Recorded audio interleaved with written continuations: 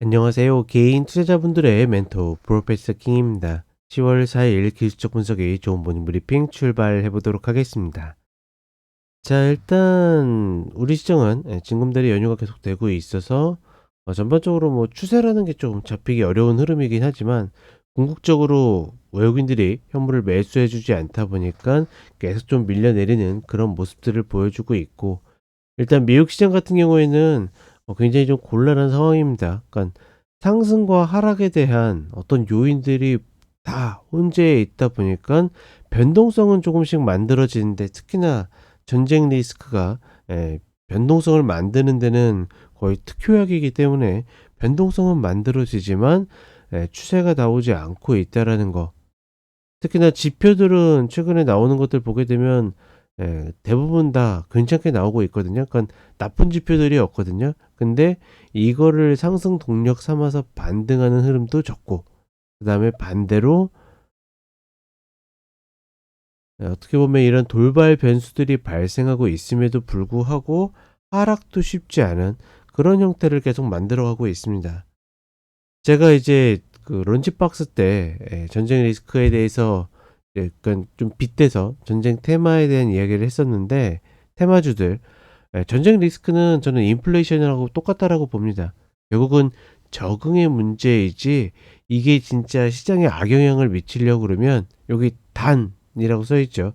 전면전이 나와야 됩니다. 근데 지금 흐름에서는 아직까지는 전면전까지 가고 있지 않기 때문에 하락이 매수의 기회가 되는 흐름은 맞다라고 보고 있고, 다만 이제 점점 이스라엘이 미국의 손을 좀 벗어나려는 그런 움직임, 독단적인 어떤 결정들을 계속 내려서 좀 더 강도 있는 흐름들을 만들고 있기 때문에 그런 부분들이 조금 더 리스크로 부각되면서 하방 압력이 분명히 좀 더 세질 수 있을 거라고 보고 있고, 다만 그럼에도 불구하고 미국의 어떤 전반적인 경제 상황부터 종목의 위치 흐름까지 나름대로의 지지, 그러니까 매수세가 계속 받쳐지고 있기 때문에 아직까지는 그렇게 큰 리스크로 다가오지 않고 있다. 따라서 지금 구간에서는 사실 어떤 추세나 흐름을 맞춘다라는 개념보다는 대응에 더 가깝다, 뭐 이렇게 좀 보시면 될 것 같고,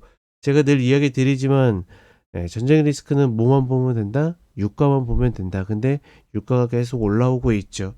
그렇기 때문에 지금 이 전쟁 리스크가 완벽하게 시장에 반영되고 있진 않겠지만 여전히 조심해야 될 그런 존재라고 이야기를 드리는 거고, 한국 시장으로 오게 되면 다른 거 없습니다. 그러니까 반등할 때도 외국인들의 현물 매수가 들어와야 되는데 그런 흐름들이 나오지 않고 있기 때문에 반등할 때 힘보다는 하락할 때 힘이 더 강한 그런 모습을 보여주고 있고, 여전히 신규 접근에 있어서는 2495, 2510 이 구간을 대기하는 것이 맞지 않겠는가.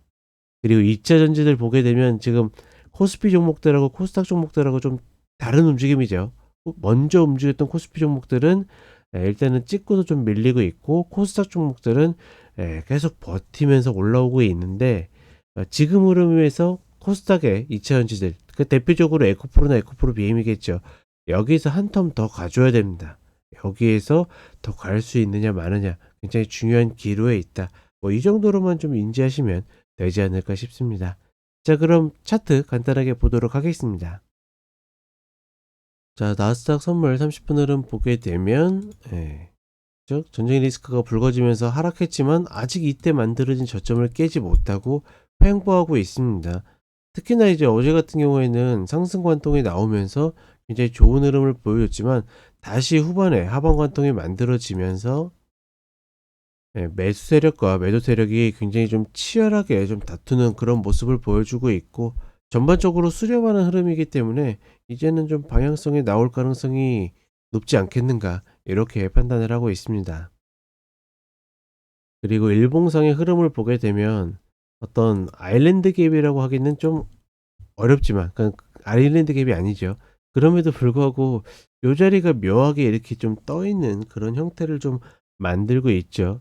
이 구간에서 대체적으로는 이 전고를 깼기 때문에, 그쵸? 그래서 내려와서 이 일목자리와 120평짜리를 노려야지 맞다라고 보고 있고 이게 확률이 높은 흐름인데 중요한 거는 시장이 어떻게 보면 하락의 빌미를 줄 수 있는 이벤트들이 발생했음에도 불구하고 밀리지 않고 버티고 있다라는 것은 여전히 종목으로 봤을 때는 미국 시장이 우리가 생각했던 것보다 좀 더 강하지 않겠는가 이렇게 판단하고 있고 그리고 이제 뭐 S&P나 아니면 다우 이런 애들을 봤을 때도 고점에서 별로 밀리지 않고 있다. 붕 떠 있죠. 얘야말로 확실하게 아일랜드 개처럼 떠 있는 이런 모습들을 만들고 있다. 따라서 무조건 하방만 보는 것도 일단은 조금은 접어야 되지 않느냐 뭐 이렇게 생각을 하고 있습니다. 그리고 우리 시장으로 오게 되면 그쵸? 굉장히 험악하게 움직이고 있죠. 이런 하방 관통들은 쉽게 나오는 게 아닌데 마디까지 관통하는 그런 흐름들이 연속적으로 나왔고 그러니 어떤 외부적인 변수가 발생을 해서 반등을 해도 다시 되밀리는 모습 오늘도 아마 반등하는 흐름들이 나오면 또다시 후반에 밀릴 가능성이 조금 더 높다라고 보고 있고 전반적으로 계속 조심해야 되는 우리 시장의 흐름은 반복되고 있다. 더군다나 10월의 흐름이 어찌되었거나 그러니까 봉이 어떻게 완성되든지 밀리는 흐름들이 분명히 있기 때문에 그 흐름들을 감안한다라 그러면 매수는 2495에서 2510 이 구간을 대기해야 되고 그러니까 여기도 최소한이고 다만 이 아래로 내려왔을 때는 여기까지 찍을지 여기까지 찍을지 알 수 없기 때문에 일단 뭐 이 아래에서 매집한다라는 개념으로 접근하는 게 맞다. 다시 내려와도 꼬리를 달 가능성이 높다. 이 정도로만 인지하시면 될 것 같습니다. 그리고 여전히 종목을 선택하는 데 있어서는 저는 코스닥이 좀 더 유리하다. 뭐 요거 정도까지만 체크하시면 전반적으로 시장을 접근하는 데 있어서는 어떻게 보면 좀 룰이 정해져 있다. 이렇게 보시면 되겠습니다. 자, 한 주 잘 마무리하시고 저는 4시 쇼츠로 다시 찾아뵙도록 하겠습니다.